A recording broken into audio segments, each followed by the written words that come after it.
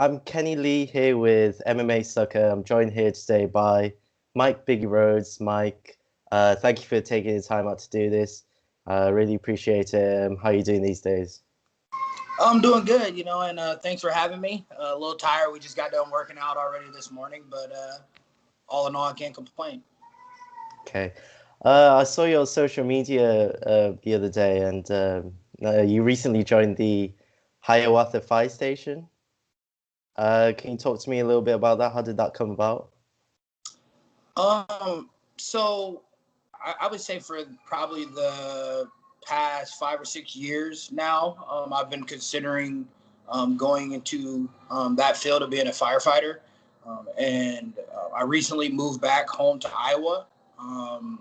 And I'm a part of the Indeed workforce kind of situation where they give you recommendation on jobs, what you put in there, they kind of send you jobs for.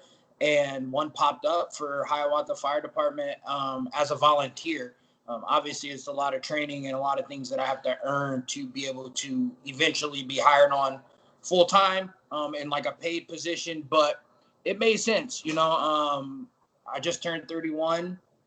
So I can only fight for so long. And I feel like this is just something else that's, kind of calling me. It's been calling me to it for a while, and I've got the opportunity, and I'm thankful to be a part of the Hiawatha team now. Is this what made you want to work at a fire station? Is it something you saw from a young age, or? Honestly, from a young age, I wanted to be like a veterinarian. I always loved animals and stuff like that. And then when I actually went to college, and as I realized like the amount of schooling that goes with that, I was like, nah, I got to switch this up. So actually, my degree is in criminal justice. So I wanted to be like a probation officer. And then I just never went into it because I started fighting. One of my teammates, Justin Limke, he's former Bellator fighter. He's a black belt in jiu-jitsu. He's one of the head jiu-jitsu coaches at Rufus Sport now. He's been a firefighter now for many years. And it always seemed like the really rewarding job. And my goddad, his name's Todd. He's a part of the Waterloo Fire Department where I was born and raised. He's 4 years away from retirement now, so he's been a firefighter for a very long time. And I just see the impact that he has and the things that he's been able to do within the community. And that's something that I want to do. I want to be able to give back. I want to be able to help. I want a job that to me has a lot of meaning, and it's an important role. And fighting fires, it's part of it, but it's not the only thing that the fire department does. They're really a part of their community, which I would like to eventually work full-time in Waterloo in my community where I was born and raised and be able to give back and help. And I feel like this career will be very rewarding, fulfilling, and also it has really cool hours. You work for 24 hours, then you're off 48 hours. So it still allows you to live a life outside of the job, but it's also a cool job to have. As you said, giving back to the community, is that something that's important to you personally? Yeah, I feel like the reason why I wanted to be a police officer or even a probation officer, and the point was Officer Greenlee, who passed away recently, and Officer Harrington were two police officers or, school liaison officers that helped me out, when I was growing up a young troubled youth, causing a ruckus. They helped to put me on the right path. And so I honestly wanted to do that, to be, that kind of crutch for somebody else who needed some help in that time. And I feel like, being a firefighter, I get to move around a little bit more. I have a lot of freedom and free time where I can, help out and give back to the community, which I feel like is the issue with a lot of communities, not just mine, but not enough people that climb the ladder go back and help people, and help them to climb the ladder. So if you want to reach one, you teach one, and we just kind of work like that. So that's one of the things that I really like about the fire department, though, is that they're really in with their communities. That's good to hear. I mean, have you been involved in any of it so far? And if so, how's the experience been? So right now I've just been training. Some of my other, um, classmates have a little bit more of a background. Some of them are EMTs, some of them are paramedics, some are, former military people who have medical degrees and stuff like that, and we're in the medical field in the military. I myself, I have no background in it at all. So we do trainings every Wednesday. It's a 3-hour class. We go through all of the, basics that what you would get in a school, we're going to end up getting the same certificate for firefighter one. So right now I'm just working on those. And in the new year, I've been assigned to a duty crew, and every time my duty crew is on duty on a weekend, I will be spending 24 hours at the fire department at the firehouse. So at that point, I'll be fully in, and working. So going on calls and doing the things that I'm licensed to do. Obviously, not having an EMT or a paramedic degree at this point. A lot of the things that I'm able to do, I'll be assisting. And if there's like a fire or something like that, then I will be able to step in and help out and do my part. Yeah. You mentioned training. Is it more physical or is it more just learning? Both. Both. So be very book smart on something, but not be able to do it. And in the life of a firefighter, you have to be able to do it. These are skills that, if you don't have, it's the difference between life and death for you or life and death for someone else. So we do a lot of study, case studies. We look up, they call NIOSH reports, where it's a report where something goes bad for a fire. So we go through those things, and we break down what we can do better as a fire department and how we can be safer. We practice all these things. We drill all these things. It's some days are physical, some days are mental, some days are both. Where we're doing all these trainings where we're fully dressed up. We'll be doing another live burn, going to a house and seeing how fire moves and how fire works, and learning about fire dynamics and stuff like that. COVID has kind of, messed up a lot of our trainings. So we've been having to catch up and do a lot of things in a rush, but we're getting it all down, and, we have access to different online trainings and stuff like that. But yeah, it's both physical and mental, the training that we're doing for the fire department. Yeah. I'm guessing the physical training must be quite easy for an MMA fighter like yourself, would you say? Yeah. With the training that I already have, I'm in pretty good physical shape. I'm a little heavier than I normally am. Right. But like the physical training, like the lifting and all that stuff that we have to do for the fire department is, pretty easy. Obviously, I've been a sport athlete now for my entire life. So, and I'm currently still fighting and training to fight and training every day. And, I just got done with strength and conditioning. So I'm at a physical point where the job will not be too taxing on me. As far as, the physical aspects, I need to dial in on the little details on what matters when you're in a fire. But yeah, I have some physical advantages that make the job a little bit easier for me. Yeah. Yeah, of course. I mean, you're an MMA fighter as well. Is this something you're looking to do full time? Yeah, eventually, like I said, I still have a long way. My program doesn't, the firefighter one, which is super basic, the program that I am a part of right now does not finish until like April or May. And at that point, I will then go and get my EMT. A lot of my classmates are doing it right now, but being a fighter and also working a job and being a volunteer firefighter, it's a lot. So I have to kind of move things a different way. But even once I get the EMT, I'm not going to stop there. I need firefighter two, eventually maybe get my paramedic. There's so many aspects of it and levels, but as my fight career kind of slows down, my firefighter career will continue to move forward. And I feel like this is something obviously I can do for a long time. I don't know how long I have fighting left, but you got like Stipe Miocic and stuff like that. He's a world champion. He's a firefighter. the schedule works out great because, you know, you are at the firehouse 24 hours, but you can work out while you're there. You can do stuff while you're there. It can be your rest day.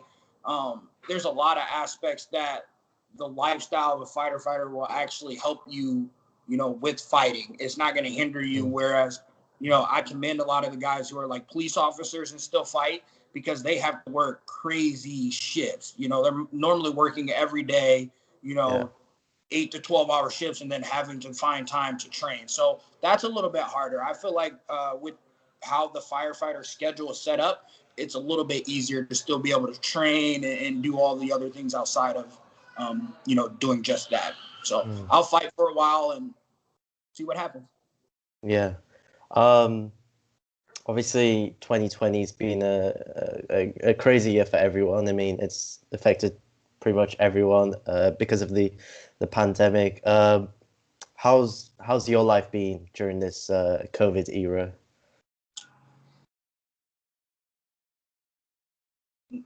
Good, man. No complaints. You know what I mean? Obviously money's tight.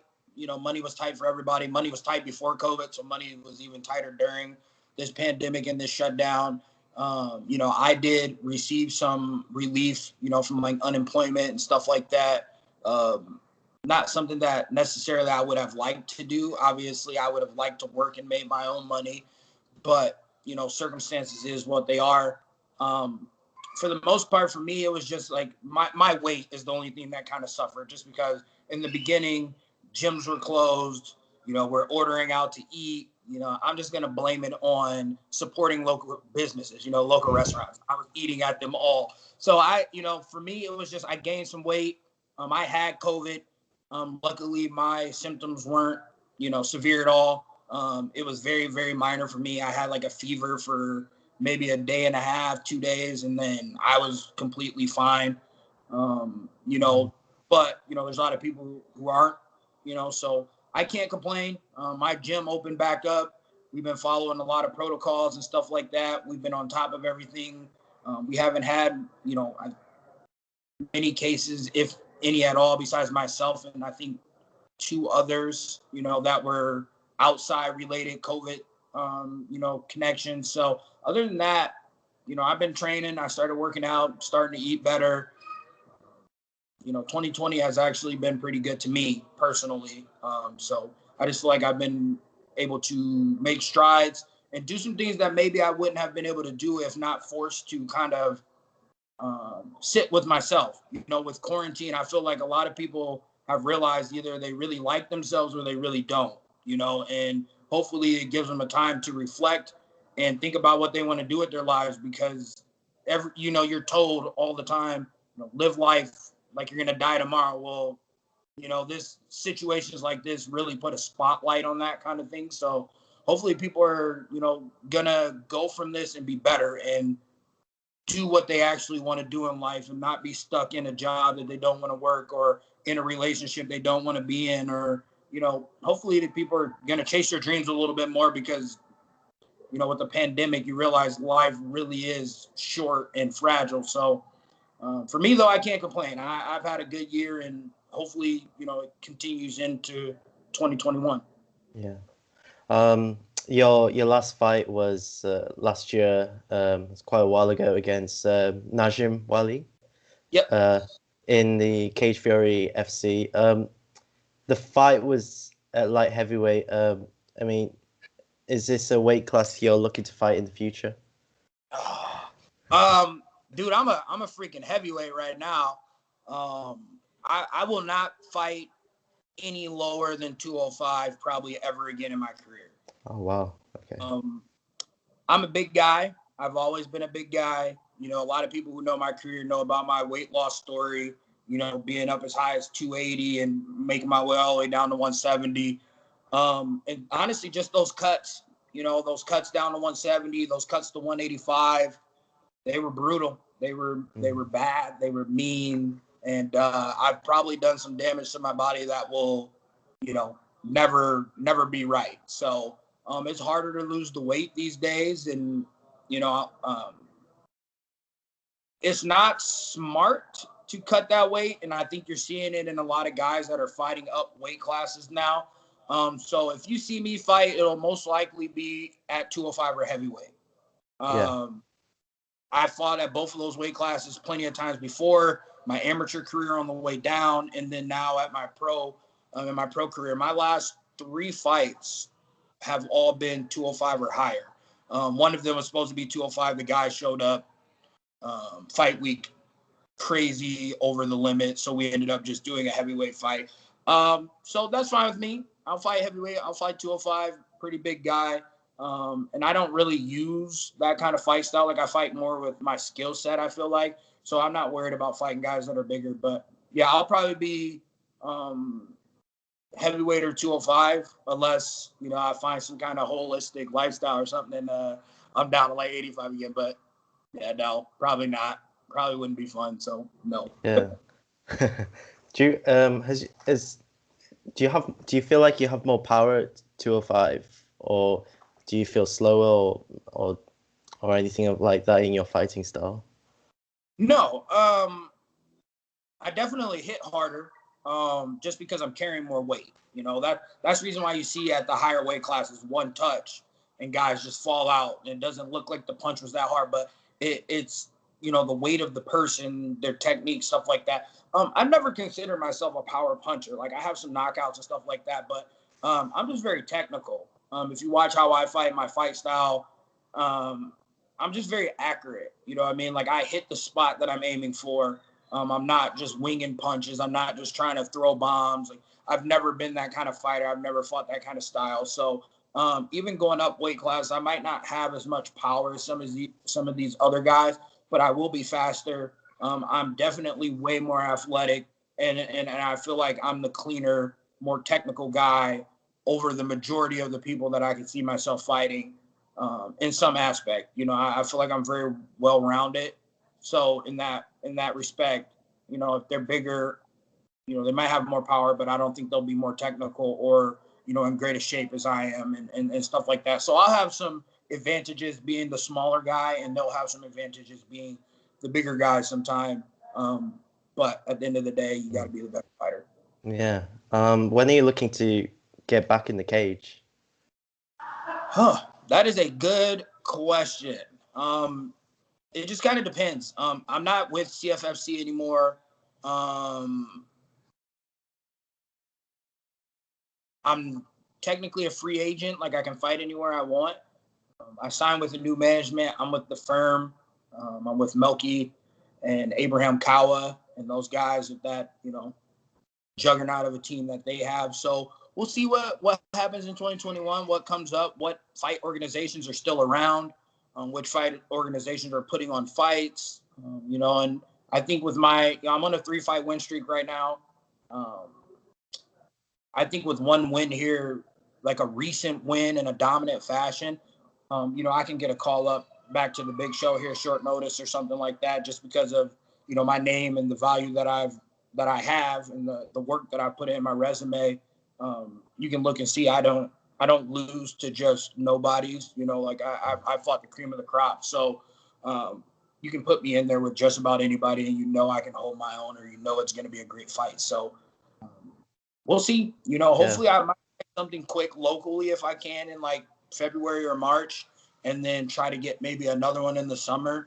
And my first one will probably end up being at heavyweight, because I don't want to cut weight. Really, if I'm dieting and I just naturally get low enough to 205, then I'll take it at 205. But if not, I'll take it at heavyweight, and then just kind of go from there. Yeah.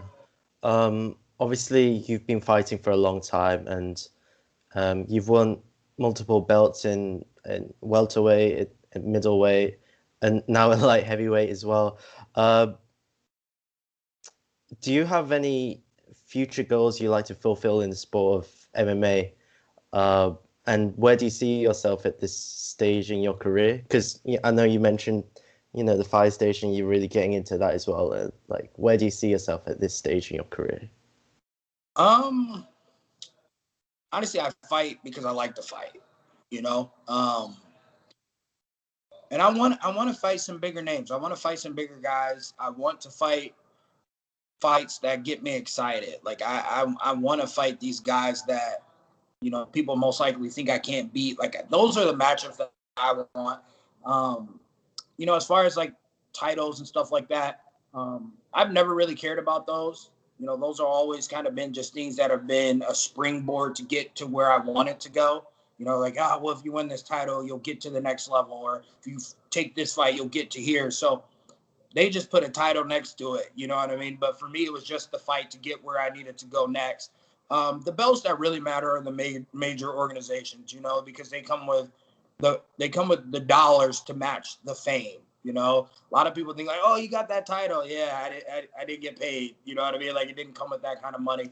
But I would love to fight big fights, make the most money I can make, win those fights, travel the world doing it, have a good time, and if I get to the point where I can't beat the guys that I want to beat, the fights that I want to fight, then I'll walk away from the sport. But other than that, I really think that I want to be at a higher level of where I'm fighting at now. Like, I just want to fight at the highest level and get paid to do it. Do you want to get back into the UFC? Sure.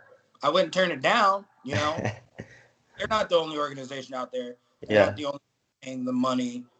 There's good fighters everywhere. You see other guys are leaving and going other places.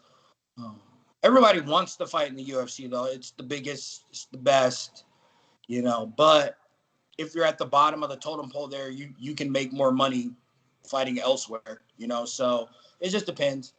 What fights are they offering? What money comes with it? What are the prospects? What pros and cons to each organization and what they can offer? But yeah.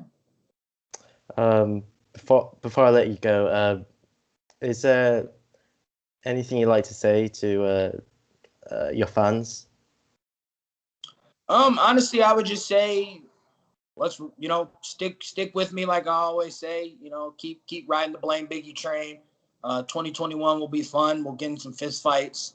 We'll put out some fires, and we'll hopefully be back to normal life again, hanging out, just, kind of living life. But other than that, I just say thank you for the years of support and the years of, following my career, keeping up with my career, and even my life and the things that I do within it. And I'm just wishing everybody, a safe rest of 2020 with Christmas and New Year's coming up, and just hoping that everybody just kind of, goes into the new year with new goals and loved ones and things of that nature. So, hopefully I'm just wishing everybody a great 2020 or 2021 as we move into the new year.